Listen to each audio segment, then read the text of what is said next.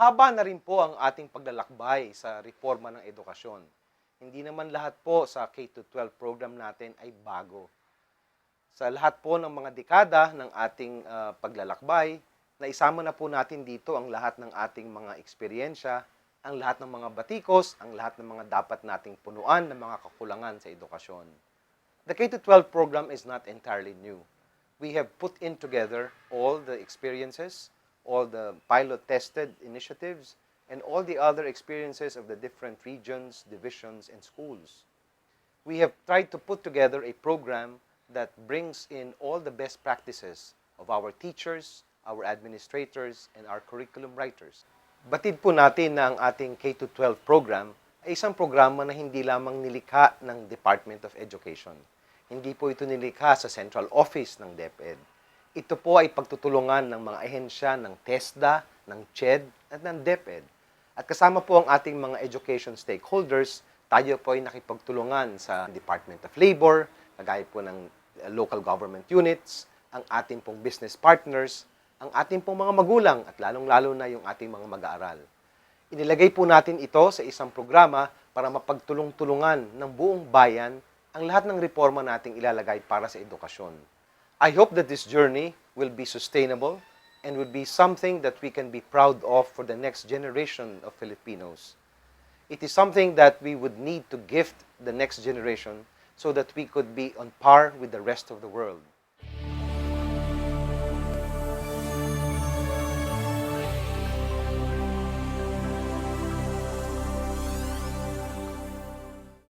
The imperative for reforms across the education sector is perhaps best shown in the 2011 Global Competitiveness Report of the World Economic Forum. While the Philippines moved up 10 spots to 75th out of the 142 countries in the overall rankings, we continue to lag behind nearly all ASEAN countries except for Cambodia. In education, the Philippines ranked 5th out of 8 ASEAN countries surveyed in terms of quality of education, and 8th or last among ASEAN countries in quality of science and math education and capacity for innovation. Plugging input gaps will go a long way towards improving education outcomes, but that in itself is not enough.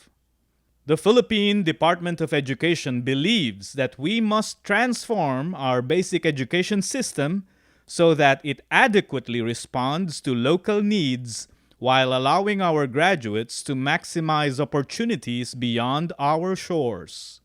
This is what K-12 is all about.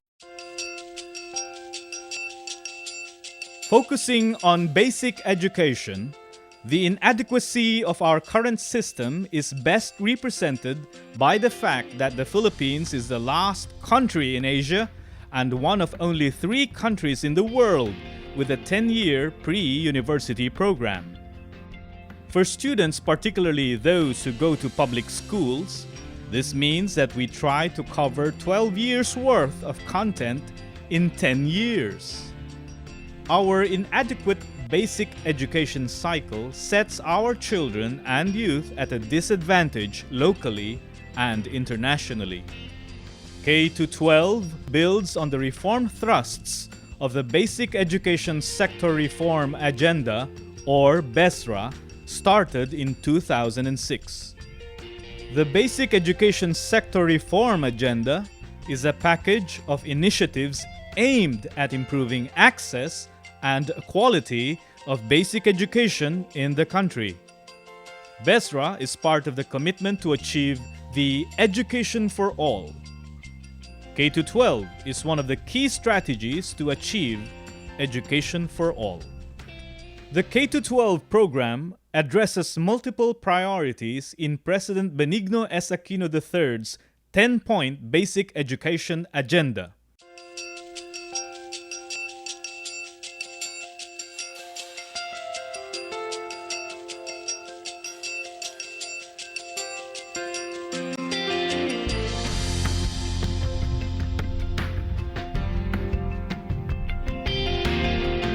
The K-12 basic education cycle consists of 1 year of kindergarten, 6 years of elementary education, 4 years junior high school, and 2 years senior high school. Typical students begin preschool or kindergarten at age 5 and complete the entire program at age 18. All schools, both public and private, must adhere to the minimum standards prescribed in the K-12 basic education program. These include age requirement. Students begin elementary at age 6 after at least 1 year in kindergarten. Duration. Students go through at least 1 year of kinder or preschool and 12 years of basic education. Private schools can continue to offer preschool programs at an earlier age. Curriculum. The kindergarten and basic education programs offered by schools must cover the content specified in the K-12 basic education curriculum. Private schools may offer enhancements and innovations over and beyond those prescribed.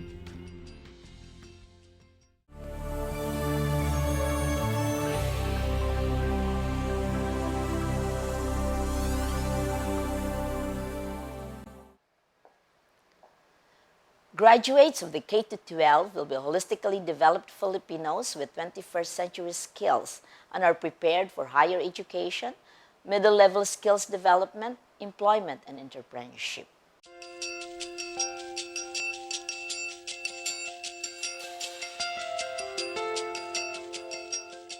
There are 4 areas in the 21st century that should be developed among the students. 1 is learning and innovation skills. 2, information, media, and technology skills. 3rd, effective communication skills. And the last is life and career skills.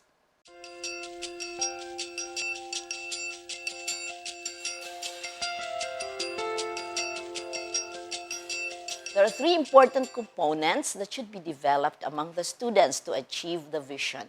The first one is let the students acquire the basic competencies for learning, meaning reading, writing, mathematics, and the learning to learn skills. They should be emotionally aware and socially proactive in order for them to develop their own community. And the last one, they should be prepared for higher education, middle-level skills development, employment, and entrepreneurship.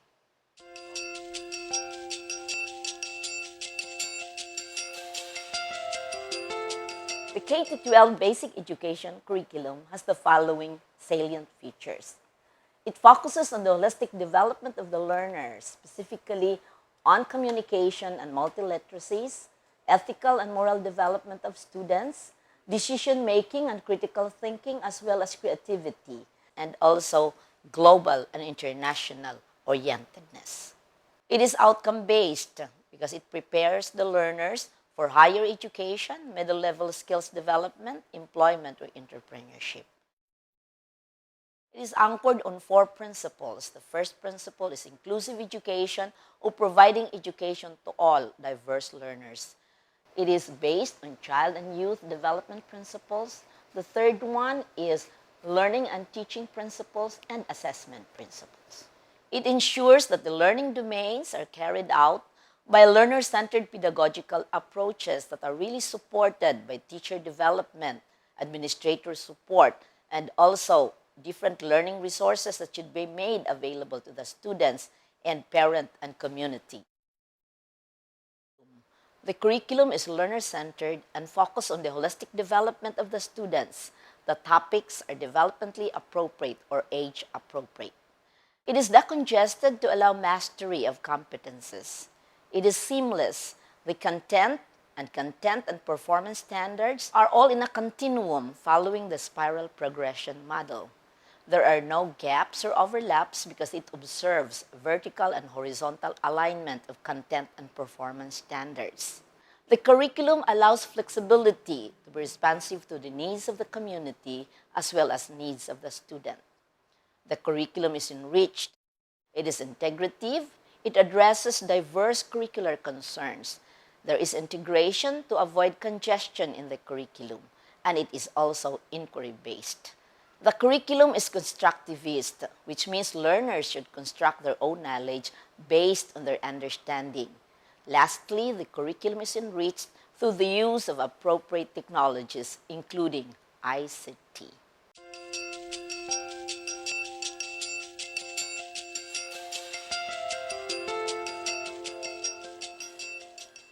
The K-12 curriculum model starts with kindergarten. All 5-year-old children should go to kindergarten. Core competences in the basic curriculum are Filipino, English, edukasyong pantahanan at pangkabuhayan, araling panlipunan, edukasyon sa pagpakatao. Science is taught in grade 3, but science concepts and processes are integrated in health, in math, and also in languages for grades 1 and 2. The student will enter grade 4 successfully transitioning from the mother tongue to Filipino and English. Edukasyong pantahanan at pangkabuhayan will be taught starting grade 4. And in grade 6, this will be called technology and livelihood education up to the high school. In grades 7 and 8, TLE is exploratory. But in grades 9 and 10, this will be given as elective subjects. In grades 11 and 12, it will already be specialization for the students. Either the students will choose the academic area, the technical vocational, or other specializations that meet the demands of the community as well as the needs of the students.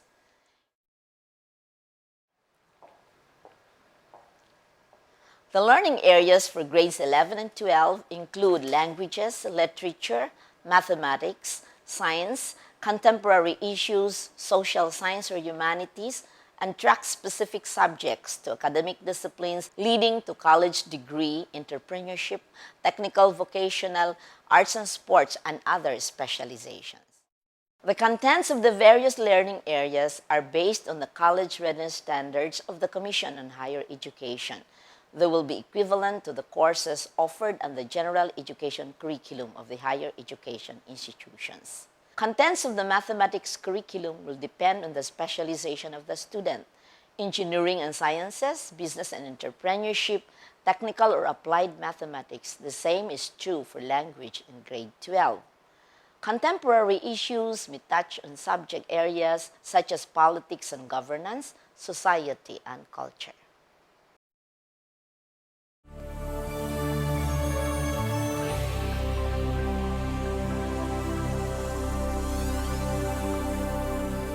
The K-12 Basic Education Program has a vision that is grounded in human development. It is a vision achieved through enhanced and decongested curriculum. It is a vision that has socio-economic relevance. But a vision remains a vision without the effective teacher who breathes life to the program. What is your portrait of an effective teacher? Perhaps one way of helping you paint that portrait is to view this video clip.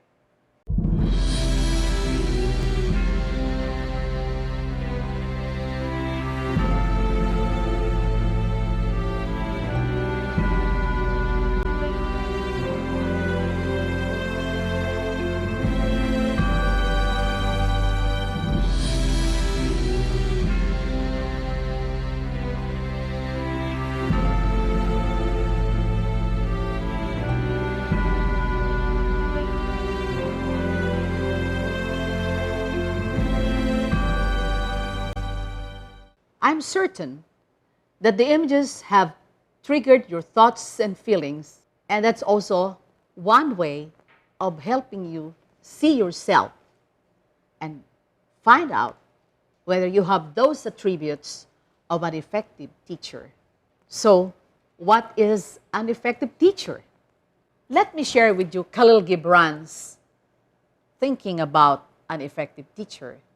To him, an effective teacher is one who does not bid his learners enter the house of his wisdom, but rather bid them to the threshold of their own minds. An effective teacher is a provocateur, always asking thought-provoking questions that would encourage the students to think deeply about the questions and to think of the answers that may not be the same answers given by others.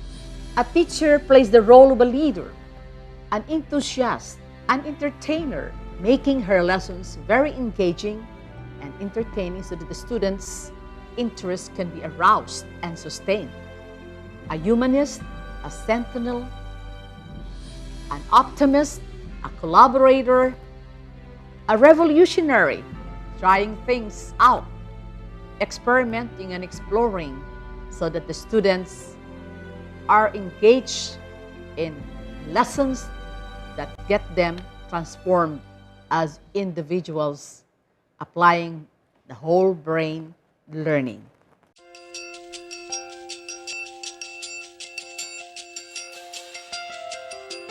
The 21st century teachers need to review the school curriculum so they could identify areas where subjects can be integrated and come up with strategies on how to effectively link them to enhance learning. An example of this is link between music and real numbers in discussing fractions, particularly in learning about the time signature of music. Teachers of the 21st century require different levels of digital literacy in their daily activities, such as writing and submitting reports, creating multimedia presentations, communicating or exchanging information with colleagues and students. Teachers' digital literacy could in turn be passed on to their students. This curriculum framework stresses the importance of global partnership for development and global competence. So teachers in a global classroom need to include global issues in classroom discussion. Examples of those issues are peace, respect for cultural diversity, climate change, and global warming. The 21st century teachers need to know how to facilitate the acquisition of knowledge, skills, attitudes, and values beyond academics. Teachers must make sure that learning occurs not for students to pass the examinations, but for students to apply what they have learned in real-life situations. Teachers themselves must have these 21st century skills so that they can help students develop the same skills. In a fast-changing world, teachers' professional development must be an ongoing process so as to keep themselves updated with the latest trends. Effective teachers should work towards greater collaboration to nurture their own professional expertise. Research is also one of those skills very much stressed in the K-12 curriculum. Teachers must be knowledgeable about research so they could guide the students in these student-driven activities. K-12 teachers need to be updated on the current trends, developments, and issues in the school, community, and the world.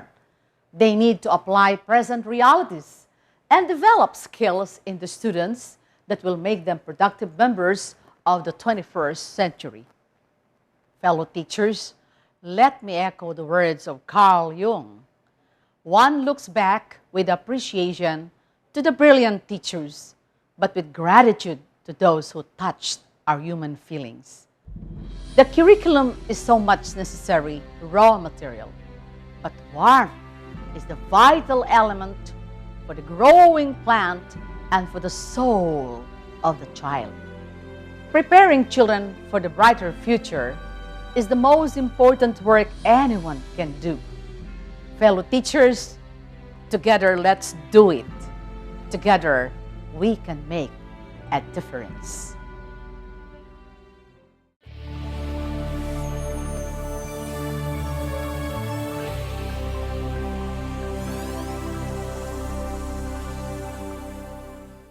For the elementary, I would like to mention at this point that there is not much difference with the previous curriculum. The things that are new are the following. We are introducing mother tongue as the medium of instruction in most of the subjects, except English, of course, and Filipino. And we are having mother tongue as a subject. And also we are introducing MAPE, Music and Arts, PE, and Health in grade 1.